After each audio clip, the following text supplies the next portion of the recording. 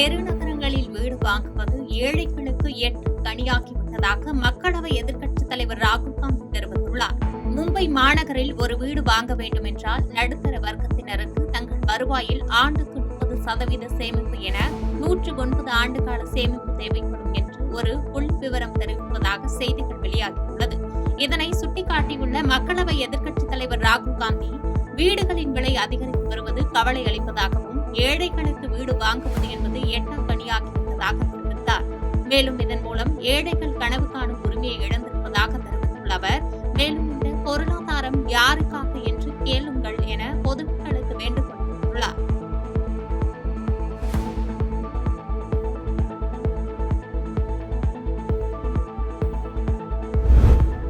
சர்வதேச விண்வெளி நிலையத்திற்கு பயணம் மேற்கொண்டுள்ள இந்திய வீரர் சுபான்சு சுக்லா டிராகன் விண்கலத்திலிருந்து உரையாற்றினார். மனிதர்களை விண்ணுக்கு அனுப்பும் இந்தியாவின் ககன்யான் திட்டத்திற்காக தேர்வான வீரர்களில் ஒருவரான சுபான்சு சுக்லா அமெரிக்காவில் செயல்படும் மனித விண்வெளி பயண சேவைகள் நிறுவனமான ஆக்சியம் ஸ்பேஸ் நிறுவனத்தின் ஆக்சியம் 4 திட்டத்தின் கீழ் நேற்று விண்ணுக்கு அனுப்பப்பட்டார். அவருடன் 3 வீரர்கள் சர்வதேச விண்வெளி நிலையத்தில் 14 நாட்கள் தங்கி ஆய்வு மேற்கொண்டுள்ளனர். சுபான்சு சுக்லா உள்ளிட்ட வீரர்கள் கட்டுப்பாட்டு அறைக்கு தொடர்பு கொண்டு உரையாற்றியுள்ளனர். இந்நிலையில் சுபான்சு சுக்லா உள்ளிட்ட வீரர்கள் கட்டுப்பாட்டு அறைக்கு தொடர்பு கொண்டு உரையாற்றியுள்ளனர். இந்திய வீரர் சுபான்சு சுக்லா விண்ணிலிருந்து அனைவருக்கும் வணக்கம் கூறியதோடு ஒரு குழந்தையை போன்று நடப்பதற்கு, நகர்வதற்கு போன்றவையை கற்றுக்கொண்டுள்ளதாகவும் ஒவ்வொரு தருணத்தையும் மிகவும் ரசித்து வருவதாகவும் தெரிவித்தார். மேலும் பூமியிலிருந்து 418 கிலோமீட்டர் தொலைவில் பயணித்துக் கொண்டிருக்கும் விண்கலனின் கண்ணாடி வழியாக பூமியை காட்டினார்.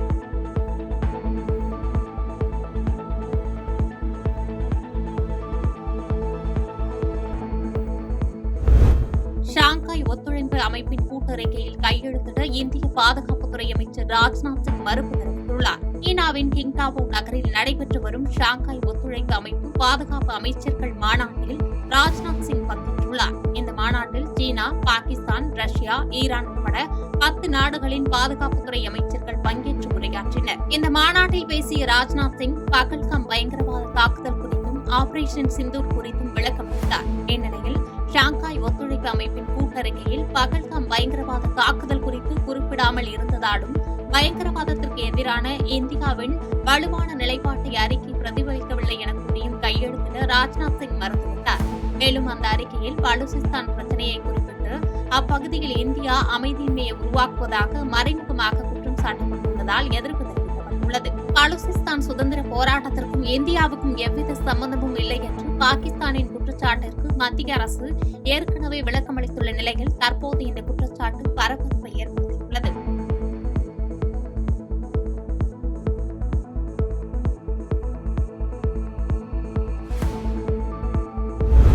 பாராசிட்டமால் 650 வகை உட்பட 14 மாத்திரை மருந்துகளுக்கு தடை விதித்து கர்நாடக சுகாதாரத்துறை உத்தரவிட்டுள்ளது.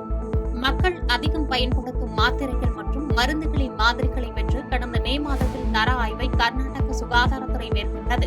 இந்த ஆய்வின் முடிவில் மக்கள் அன்றாட வாழ்க்கையில் அதிக அளவில் பயன்படுத்தக்கூடிய பாராசிட்டமால் 650 வகை, பேண்டி வகை உள்ளிட்ட மாத்திரைகள் தரம் குறைவாக தயாரிக்கப்பட்டிருப்பது தெரியவந்துள்ளது. இதையடுத்து 14 நிறுவனங்கள் தயாரிக்கும் 14 வெவ்வேறு மாத்திரைகளுக்கு தடை விதிப்பதாக கர்நாடக சுகாதாரத்துறை அறிவித்துள்ளது. மேலும் தடையை மீறி மருந்துகள் விற்கப்பட்டால் கடுமையான நடவடிக்கை எடுக்கப்படும் என்று எச்சரிக்கை விடுக்கப்பட்டுள்ளது.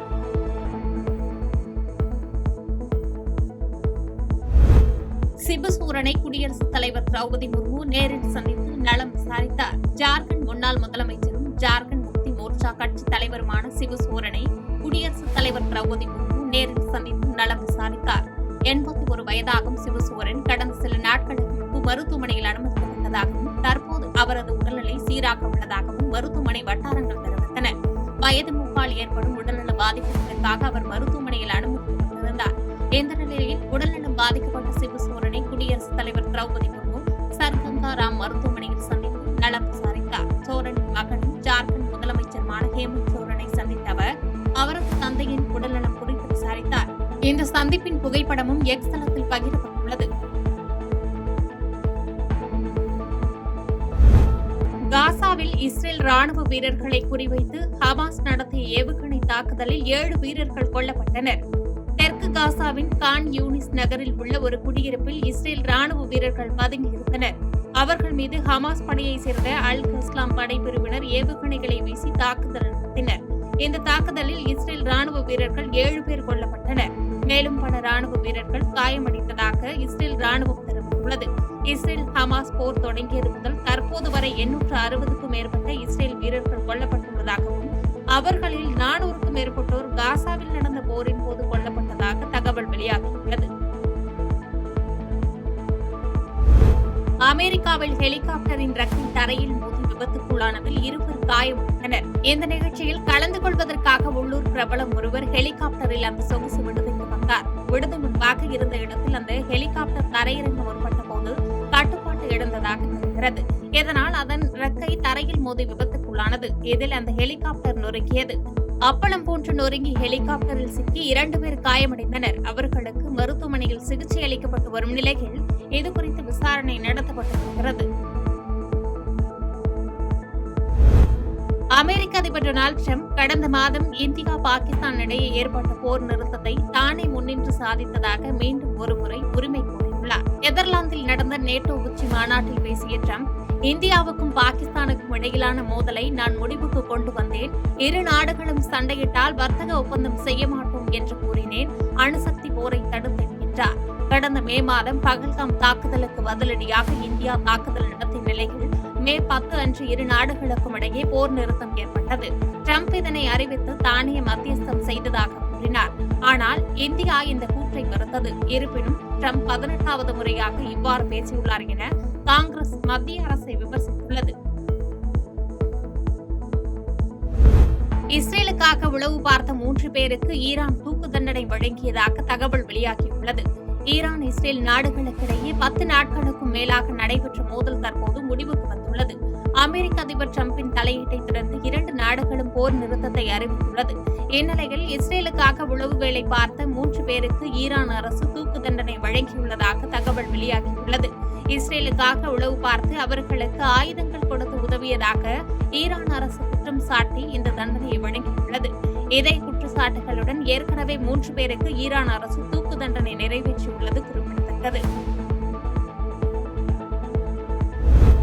உட்கொள்ளும் ரொட்டி துண்டில் கூட ரத்தச் சுவைதான் இருக்கு என்று நிவாரண முகாம்களில் கொல்லப்படும் காசா மக்கள் வேதனை தெரிவித்துள்ளனர். காசாவில் உள்ள நிவாரண முகாம்களில் உணவுக்காகவும் உடைக்காகவும் காத்திருந்த 56 மக்களை இஸ்ரேல் ராணுவம் சுட்டு வீழ்த்தியுள்ளது. இதனால் காசாவின் மனிதநேய அமைப்பின் நிவாரண மையங்களில் இதுவரை கொல்லப்பட்டவர்கள் எண்ணிக்கை 400ஐ கடந்துள்ளது. மேலும் நிவாரண ட்ரக்குகளை நோக்கி செல்பவர்களை இஸ்ரேல் ராணுவம் முதலில் சுட்டு வீழ்த்துகிறார்கள் என்று வேதனை தெரிவித்த காசா மக்கள், ராணுவம் நோக்கி வந்ததால் சுட்டோம் என்று தரப்பு நியாயமாக ஒன்றை இஸ்ரேல் சொல்வதாக குற்றம் சாட்டினர்.